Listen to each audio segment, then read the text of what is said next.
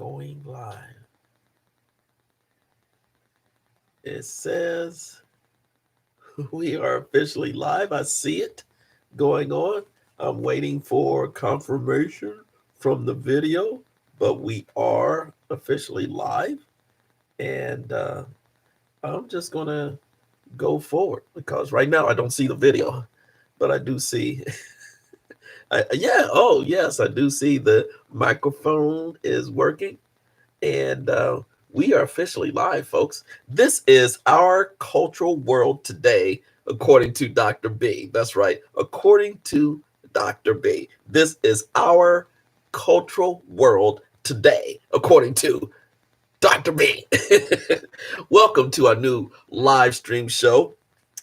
This is a very special. This is the inaugural show of a live stream show that I thought would be very important for our global world, our internet world, or our communities in all different ways to talk about the events, the issues, culturally about what's happening in the world today, and so I felt like I've already done different podcast shows, and I'm moving to another medium that is live stream shows.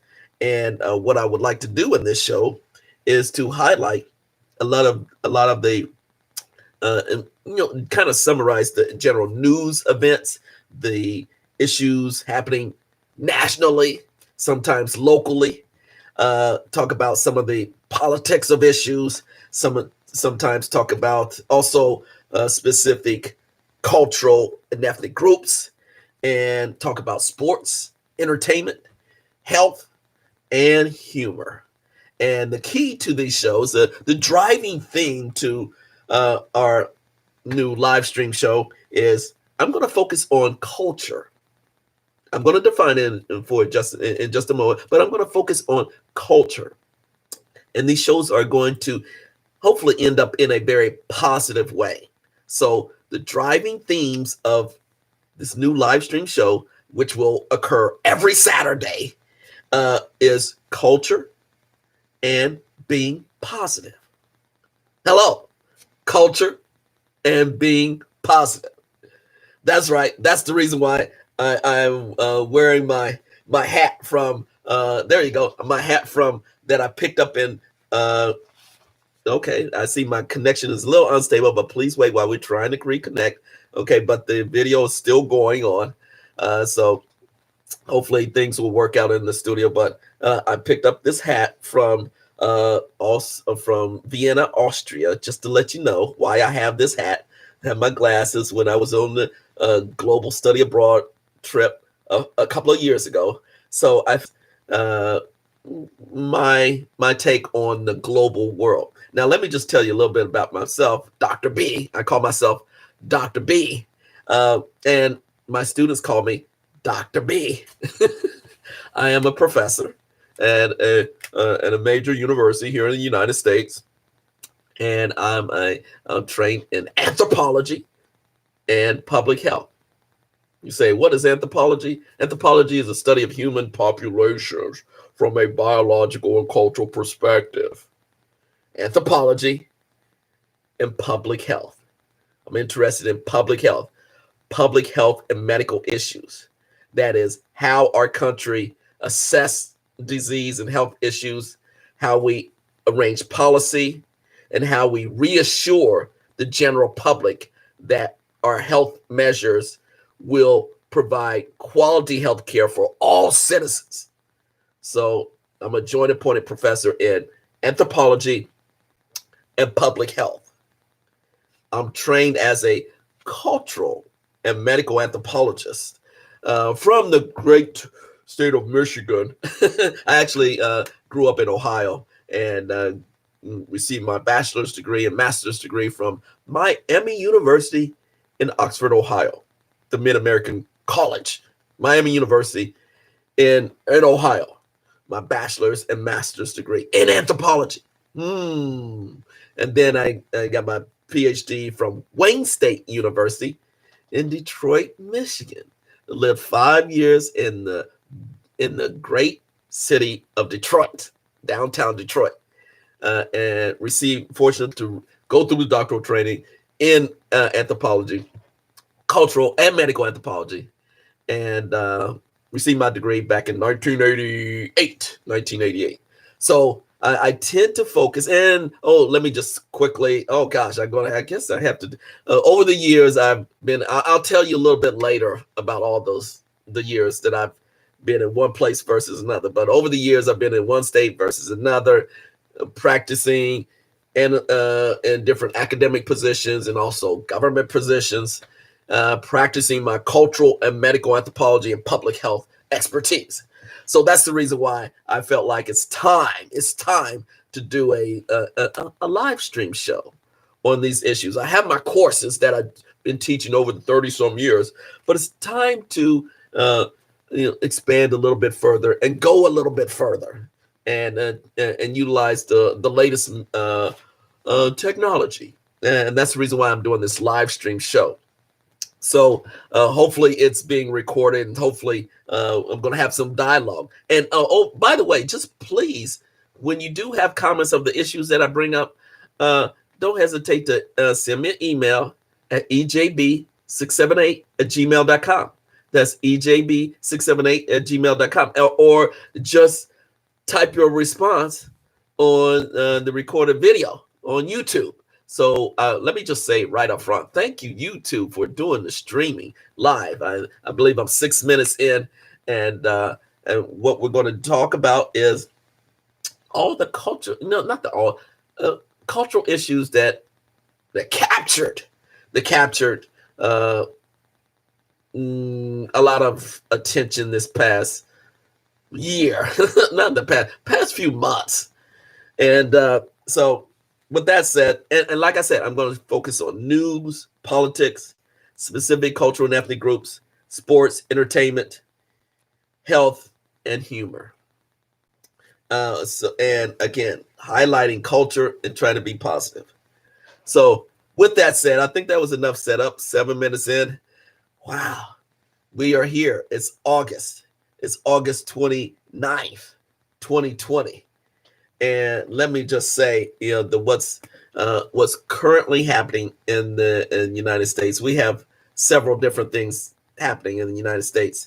The one major event that's happening culturally, that's affecting many African Americans are unfortunate. The latest event that happened with Jacob Blake, the unfortunate aspect of an African American male being shot by police officers in Wisconsin, and that has unfortunately captured the national news, local and national news, and specifically a lot of and rightly so. And if you see the video of this gentleman being shot at least 7 times by police officers, is horrifying, simply horrifying. And events like this should not happen. And I've already I have a podcast show on the other side. I talk about this on my podcast show, but in this show, what's different is that I'm going to bring up the cultural implications of these events that's happening to African American males and persons of color again and again and again over the past few years. Now, the reason why it's elevated to national reaction is because of social media. And fortunately, we do have cameras in everyone's phone to document these things. And these are horrible. Simple as that. They're tragic, they're wrong, they're horrible. They can be used as evidence against the perpetrators. And as I said in my podcast show, I always, when these events happen, I find out, because I'm way from afar. I don't know what the situation is, but I always dig deeper, do a deep dive into whatever's been posted on different social media platforms. And one of the things that I mentioned in my podcast show is that I saw the interview of Jacob Blake's mother. And as I said in my podcast show, she's a phenomenal person who helped uh, address the situation, bring calmness to the situation. Just a couple of days after her son was shot, and said, "This is how I'm going to deal with it. This is how my family's going to deal with it." But then here's what happened. Here's what happens in events like this, which happened earlier with the George Floyd incident and other incidents. Here's what's happening now. Now we again, I'm not saying these are things that individuals should not do, but this is we're in the age of social media and easily access of internet, and everyone's getting all their news from the internet and particular platforms. And that is, individuals are starting to do more of a deeper dive of the issue, but many times they're just getting their news from one place on social media and allowing that to be their base. Well, again, do a deeper dive of the issues that come up, so you can get a well-rounded picture of all these issues that are happening. As an anthropologist, as a cultural anthropologist, we take a comprehensive perspective. And so that is so important, a comprehensive, holistic perspective of an issue. That's the reason why it is so important. And what I've done is get a comprehensive perspective of the issue. And I go to the people who are close to the situation. And Jacob Blake's mom said it all for me. We have to be strategic. We have to take action. We have to do it through the system. And the perpetrators, in this case, police officers, will be held accountable. Will be held accountable to the law of the land. That's positive. That's what I saw as in the midst of this tragic situation. That's what I saw that was positive. Culturally, I saw an African American woman taking the lead, using her base, how she was raised spiritually in the church, and say, I'm going to address this situation, her own son, in this way. That was phenomenal. And that was culturally, and she addressed it positively in the midst of all that. And she even said, we in the interview that I pulled up when I did my deeper dive into the issue, she said, we even joked about certain situations. Now, this was as of yesterday. That was on a Friday, August 28th. Now, I don't know what happens after that, but on August 28th, that was the interview. That's what I heard from her. So again, I'm bringing up the latest news, national news, and bring up the cultural issues and as well as the positive issues. And let me move on. I'm going to hit in these live shows. Yeah. I'm going on these live shows. I'm going to mention, it's presidential year. It's politics, 2020. It's presidential politics. We have the Republicans, Trump, and the Republicans, national politics. We have Biden and Kamala Harris, our new vice president nominee on the Democratic side. Hello. Wow. Who would have thought? Now, let me just say, and both of them, the Democrats, and I'm not going to, I'm just laying things out. Democrats had their convention and Republicans just had their convention. And let me just say this. I'm not going to tell you my affiliation, but I think it's time for change. It's definitely time for change. There's no doubt about it. It's definitely time for change. Hello, definitely time for change. But I always like to make light of the issue, light of the situation, particularly in politics, because I've been involved in with the federal government in different as a health scientist administrator at the National Institute of Health. That's where I worked for the federal government for 5 years, and that was an experience of a lifetime. Being involved with on national level of politics, it was intense. You never knew what was coming at you day in, day out. It was not just a regular government job. But from that experience, I realized politics is deep. But also don't believe what you see. Don't believe what you see in politics. So only thing I'm gonna say about and I'll give you more about the national politics of things later as we get closer and closer to the elections, because it's only August now, and I'm sure you're seeing all the advertisement. But let me just say what's kind of funny. And all of Trump's let me just say Trump's advertisement are funny.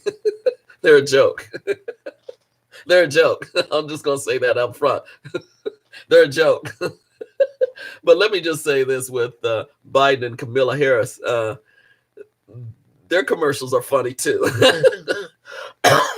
Did you see the ones where I just saw the first set of ones and they just come together and Biden officially selected Kamala Harris? Come on, please.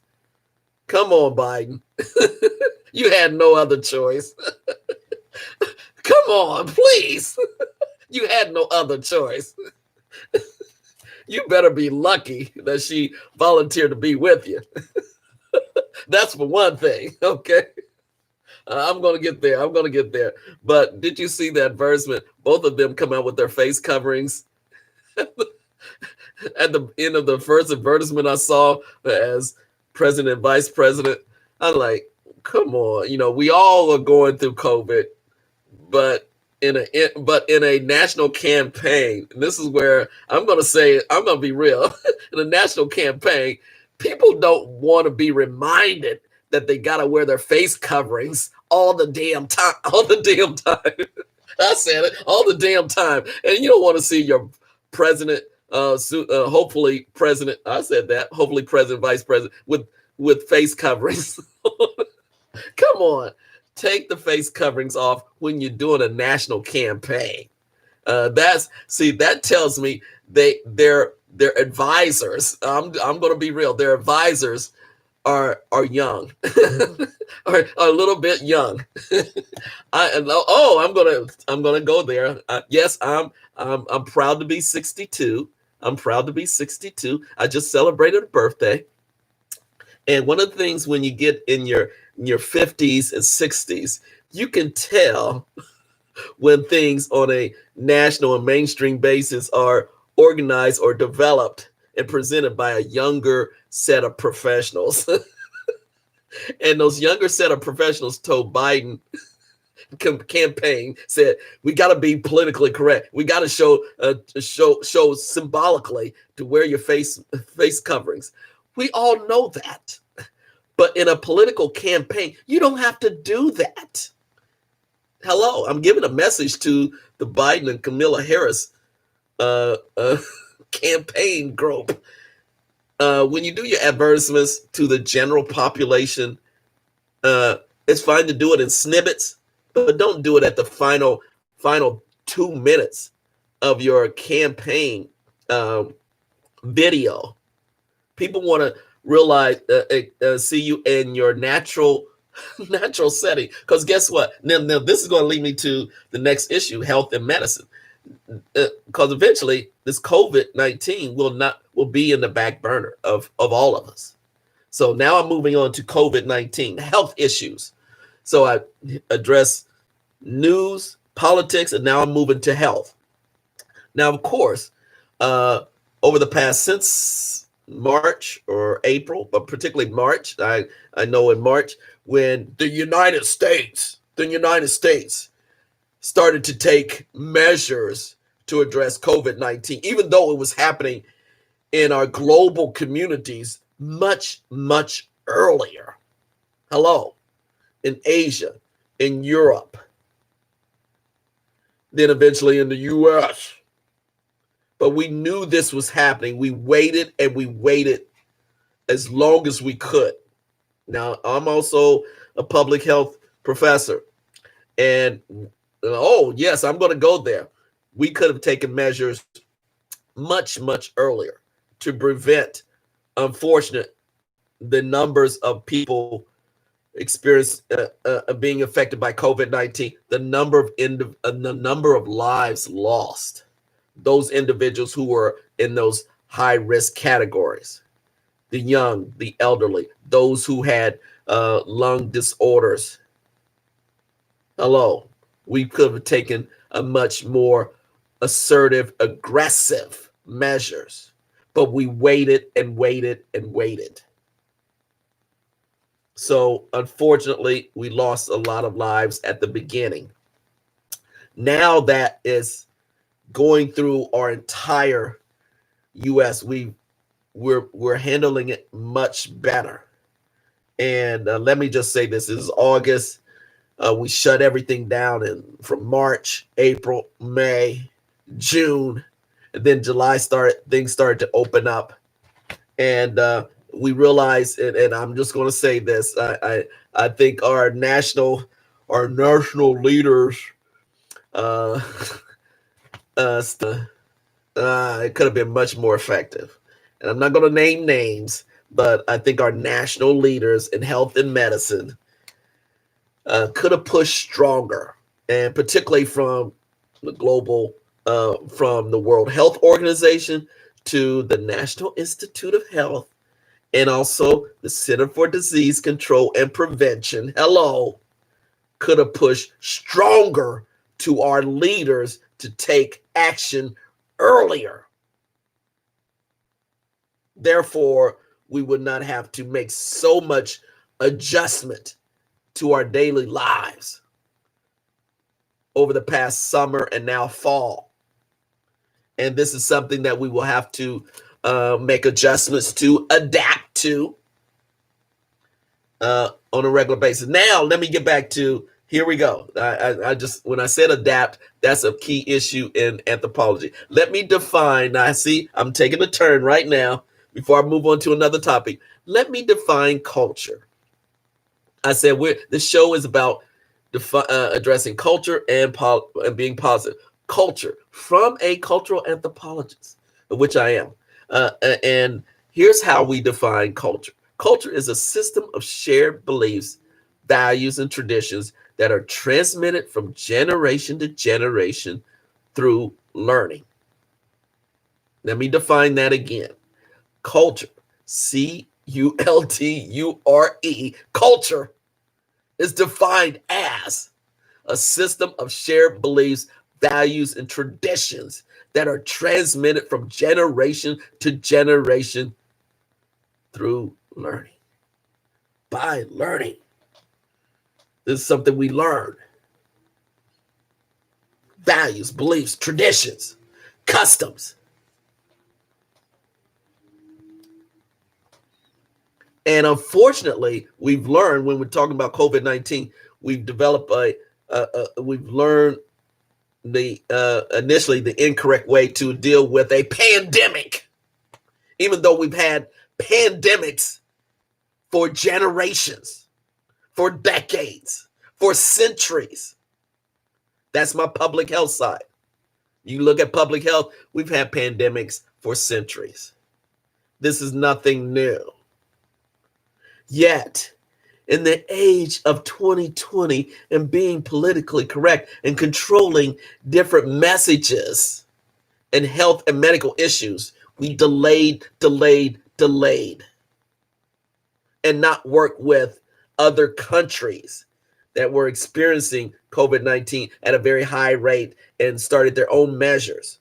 And even our highest ranking health medical officials have already stated, I'm not naming names, I've already stated they made a mistake. They made a mistake. And that's the reason why we're still paying for it right now in August. So, and my own take, this is on my own perspective, this is something that we will have to adapt to. There you go. We will have to adapt. Thank you. We will have to adapt to for the next year and maybe 2 years. This is the new normal.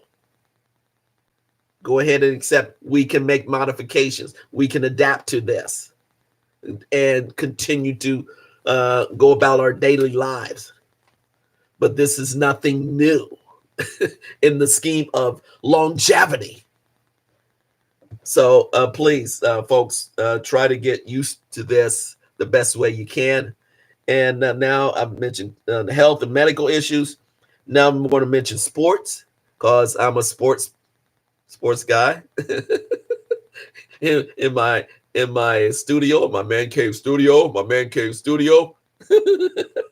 I'm a sports guy. I played football from day one.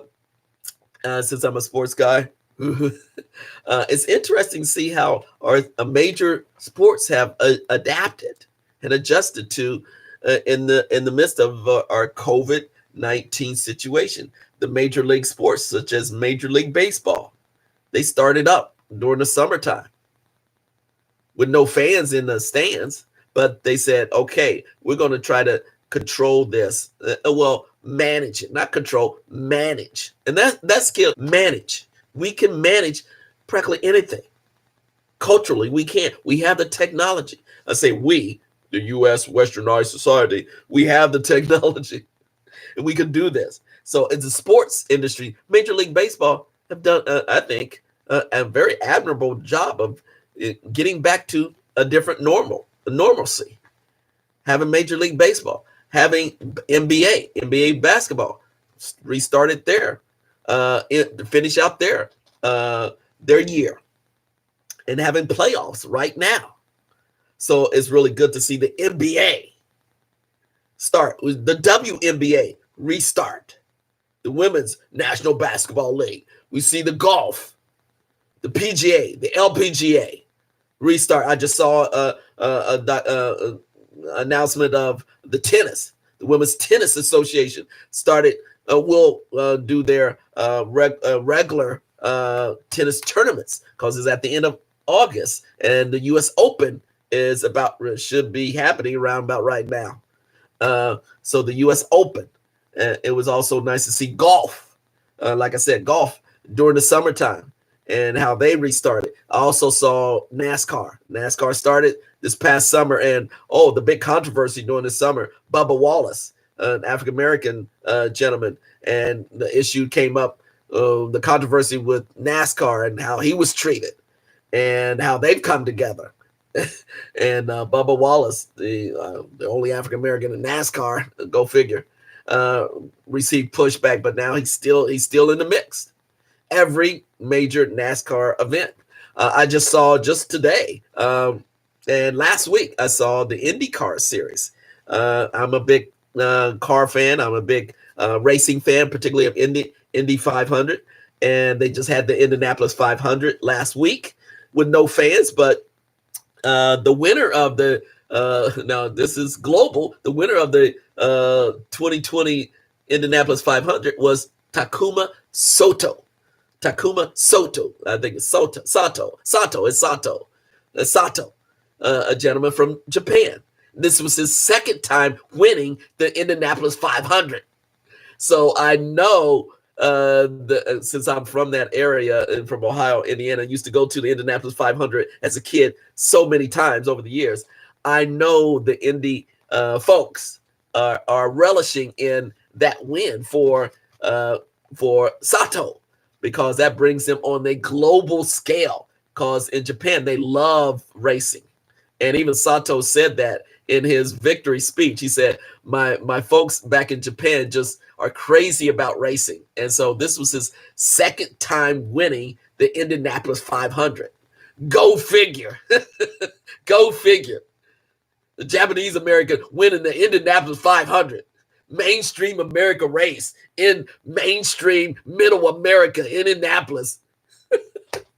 There, what we need to see nationally in the United States on a regular basis. Hello. So thank you, Takuma Sato, for winning for winning the Indianapolis 500. Thank you. And again, that's just a part of some of the events that I like to bring up culturally, and also being in a very positive way. So and try to find some humor in things. So that was some of the sports. Also, let me just say, yes, I've been watching. It's August mid season. Like I said, I play football. It's training camp season now. Hello, it's training camp for the NFL, National Football League. I'm loving the training camps on NFL Network and even ESPN. Yes, I said and ESPN, but NFL Network and Hard Knocks on HBO, featuring the San Diego Chargers and the Los Angeles Rams. Oh, let me just say, first, the Los Angeles Rams, their head coach McVay, he's a graduate of Miami University. Hello, Miami University in Ohio. Sean McVay, outstanding coach, outstanding graduate of Miami University. He is high. I didn't realize how high powered he is. He is a phenomenal young head football coach. He has the knowledge beyond most folks. He's charismatic. He's high energy, and it's no wonder why he went to the Super Bowl a couple of years ago.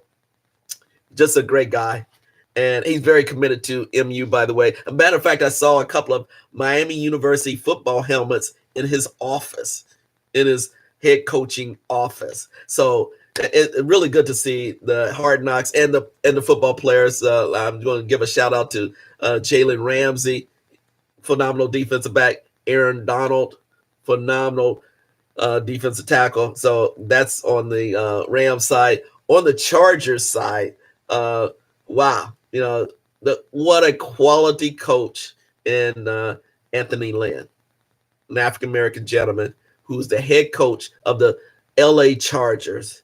And what just happened just a couple of days ago, this is the level of why sports affects so many other genres. On the day of which the Los Angeles Chargers, LA Chargers, were supposed to have a scrimmage live on the NFL Network, the head coach, Anthony Lynn, decided not to have the scrimmage in the midst of what happened to Jacob Blake, because he had a team meeting and the players decided, guess what? We don't feel right of practicing because of what happened nationally, what happened to the African American gentleman being shot, and the Chargers players said we didn't feel comfortable. So what did Anthony Lynn do? He came out and said to the media, guys, we're not going to have a scrimmage for you. I'm going to allow my players to share with you live their thoughts about how they are affected. So he had African American players and white Caucasian players to share their thoughts live about the events that are happening nationally. That was phenomenal. You're not going to get that anywhere else. So I thought that was a major cultural impact of how sports affects, and that's connected to national events. So these players and Coach Anthony Lynn should be saluted for stepping up and saying, yes, we're doing a professional sport, but it doesn't mean nothing in the midst of what's happening nationally and culturally. Again, I applaud Anthony Lynn, the LA Chargers, the NFL, and the NFL Network for showing and not cutting away, showing and providing airtime for these young NFL players in their 20s, in their early 20s, trying to understand what's happening in our country. That was, and that has never happened before. Never happened before in a professional sports, and particularly in the NFL. So again, my hat off to, and I salute to Anthony Lynn for really taking a different turn, and as opposed to other teams, I'm not going to name names. Other teams decide to continue to practice and go on about business as usual. When majority of your players, 98%, let me say 97% of your players are African Americans. Come on. And they got families. They're individuals themselves, but they have families. Come on. And the rest of the NFL teams and owners. So so that was a major event. I'm also glad that like I said, Major League Baseball suspended their games. And then yesterday they had a salute to Jackie Robinson, number 42, where all players in the Major League Baseball wore Jackie Robinson's number, the first African American who integrated Major League Baseball. He came from the Negro Leagues. Hello, he was the one and others, but he was really the symbol of those who were playing in the Negro Leagues for several years. He was the one that selected to move up to the so-called Major League, Major White League, and integrate Major League Baseball decades ago. So all the players in the Major League Baseball wore number 42 in tribute to Jackie Robinson of integrating Major League Baseball. So that's culturally very important, and it should not be overlooked. And I'm recognizing how Major League Baseball has stepped up, and they canceled their games as well. And matter of fact, I saw one of the games aired on, I think it was ESPN or whatever. They actually went through the ceremony. It was the New York Mets, and they were playing another team, and they started pretended to start the game, and then they said the players went out on the field, and then they said, no, we're not going to play. And then they took a Black Lives Matter shirt and put it on one of the bases, maybe the pitcher's mound or second base, and then all the players came in and they adjourned for the evening. They did not play the game. That was symbolically that was a good point. That was a good measure, and it got shown around social media platforms, Twitter, a lot of times, Instagram, and all that. So that was a good thing. Again, using things, social media, in a positive way.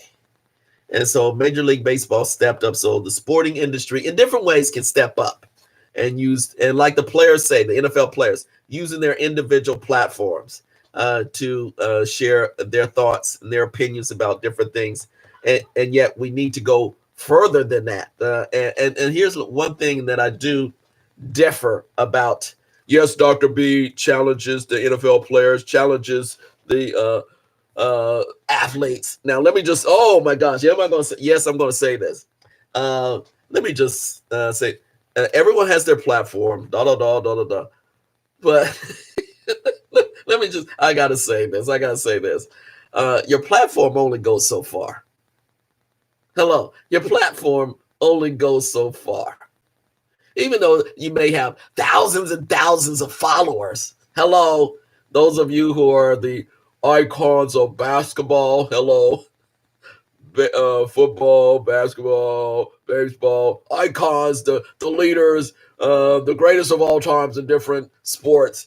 Your platform can only do so much. Hello, you don't change. I'm not going to say you don't.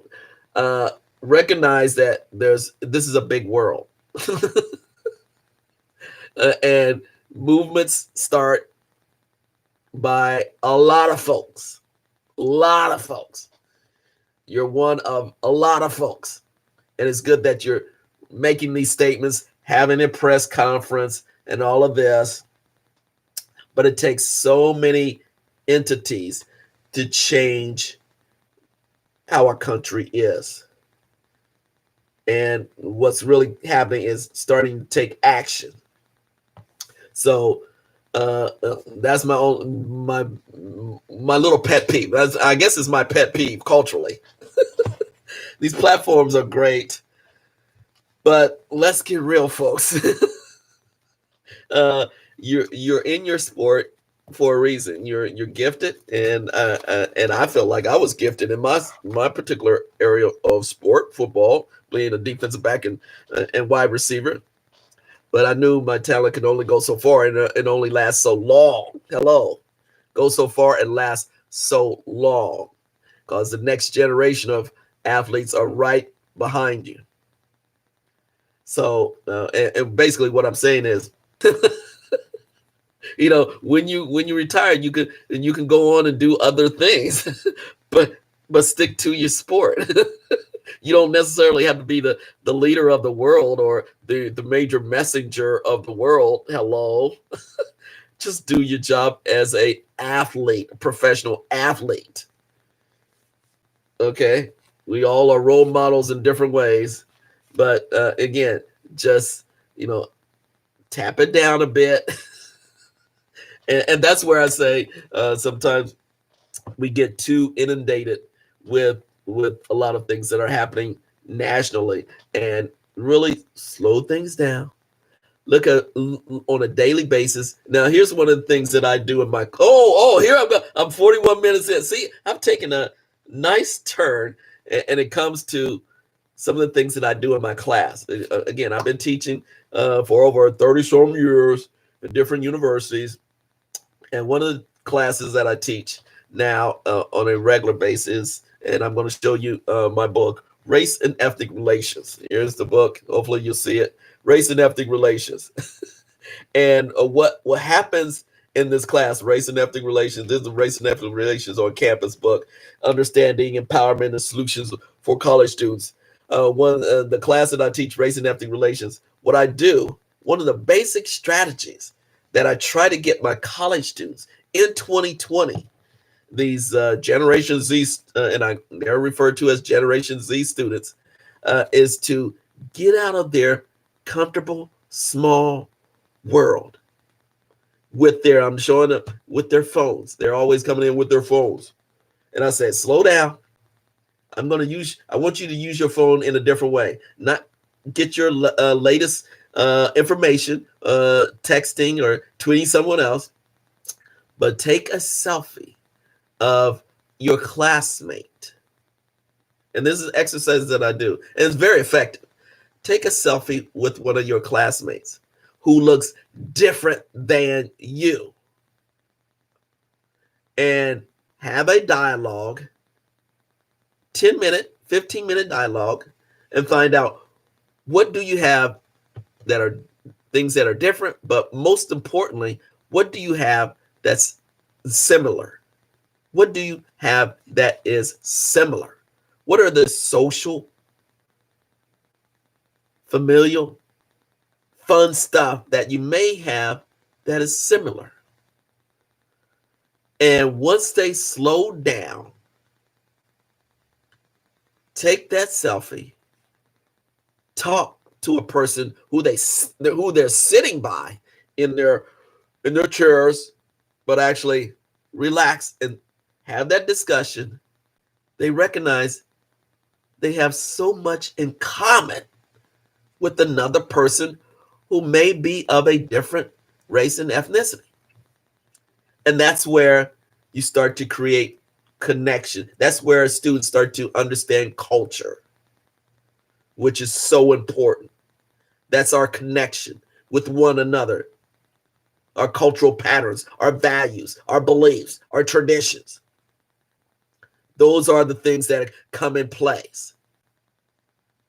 So culture is very important on a daily basis in a very practical way. And you can use culture in a very positive way. Not in a negative way, but in a positive and a humorous way. And after my students start dialoguing and talking, they start recognizing they have a lot in common. Then they start telling jokes. Then one joke goes to another, it leads to another and to another. And that really brings down the tension, the divisiveness that's between students, and it brings them together.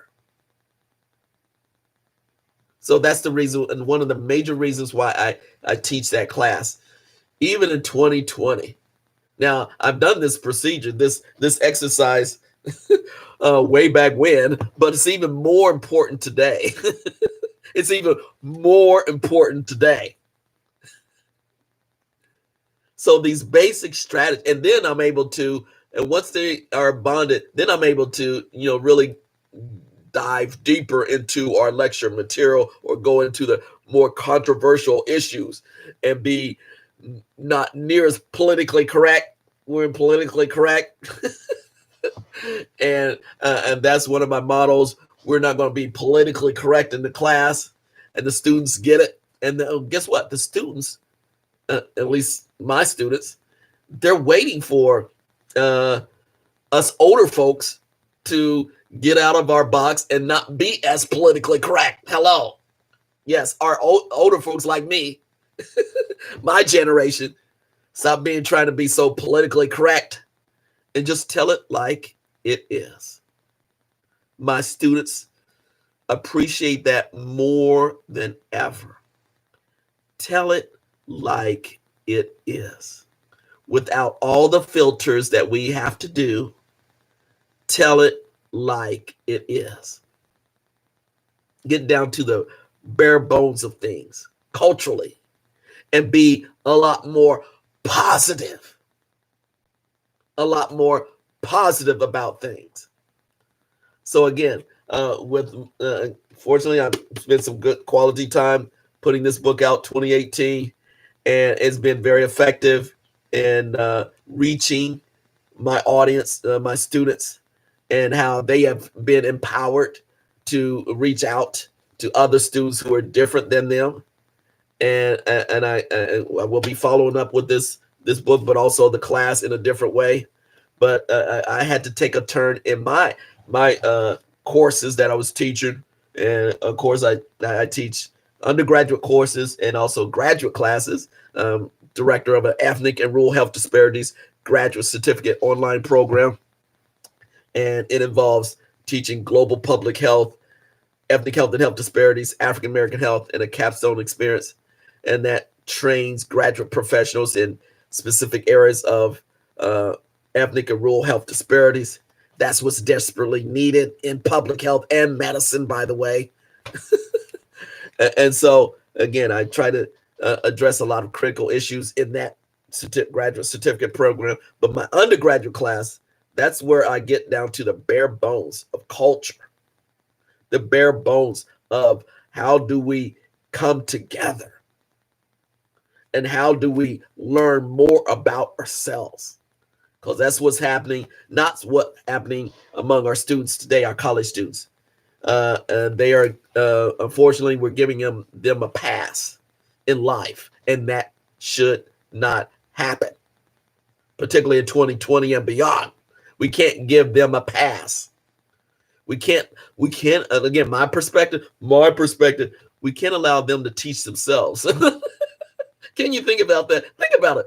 Our society is set up where students today are teaching themselves because we want to be as politically correct as possible. No. The generation has to share their knowledge in a comfortable way, in a culturally competent way to the younger generation. That's the way I was taught, and I expected to learn from older generation. But unfortunately today, the younger generation is almost basically teaching themselves. We're too scared to say, guess what? You're wrong. It's okay. Guess what? What you're doing is wrong. What you're learning from a particular website is wrong. I'm going to slow you down, and we're going to learn it a different way. So that's what, again, sometimes it doesn't, students take an offense to it, but, but by the end, they truly appreciate it. And so I just say, okay, It's all right what you've learned, but let's try a different way of learning, and let's make it culturally based. And let's look at it in a very comprehensive perspective, but also let's be positive about this, because there's so much negative information out there in this different social media platforms, so much negativism. And I try to bring as much positive perspective, positive outcomes, preventative outcomes as much as possible to my students in all walks of life. So again, it's one thing after another that you have to address. But as a professor, you have to be adaptable. This is that's how I'm being adaptable and with my students today. 10 years ago, I had a different strategy. Another 10 years, 20 years ago, I had a different strategy. Another 10 years, 30 years ago, my approach was different. But now my approach has had to change because of you get a sense of, wow, these students really needs a little bit more guidance in this area and that area. So I try to provide that guidance, not tell them exactly what to do, but guidance so they can be empowered and make the decisions themselves. And so they can become aware, wow, I can actually talk to the person. Guidance so they can be empowered and make the decisions themselves. And so they can become aware, wow, I can actually talk to the person. Their friends are usually on the phone or they're texting someone. The best friend could be sitting right next to them. Even in, or they could Zoom them. Now that we're not sitting next to each other. Students not sitting next to, but they can potentially have a friend in the class in which they can dialogue on the discussion board or in a Zoom session. So again, to me, my biased perspective, culture is extremely important, and being positive is so important in 2020 and beyond. So this is, I think I covered all my key points. I'm checking all my key points. I'm in the news, politics, sports, entertainment, health, who, So that's the way I want to, oh, thank you. Okay. So let me make another comment right now. I'm going to make another comment.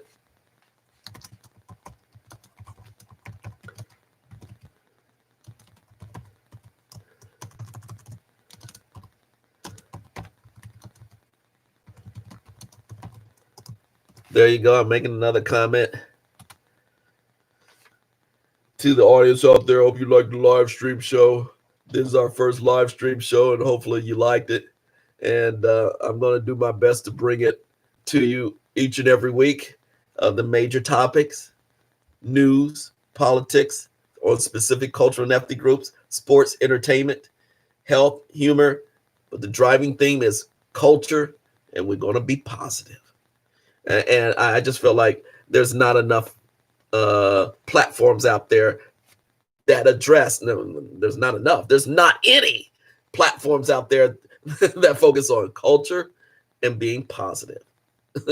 So again, thank you for your time. If you have any comments or questions, send me a response. And let me just give a shout out to YouTube. Hopefully this was recorded, because I'm getting all these. I see my live stream going, but I'm still, and I see the microphone going. So and hopefully the rest of you will enjoy this show somewhere down the line. And I see a viewer. So thank you very much, viewer. And do not hesitate to subscribe to my live stream show. This is new. And this is something that hopefully we will continue in the future. So thank you for your time. This is Dr. B. Yes, Dr. B is still bringing it in a different format. And again, thank you for your time. And hopefully talk to you again soon. See you, live stream audience. See you. Peace out.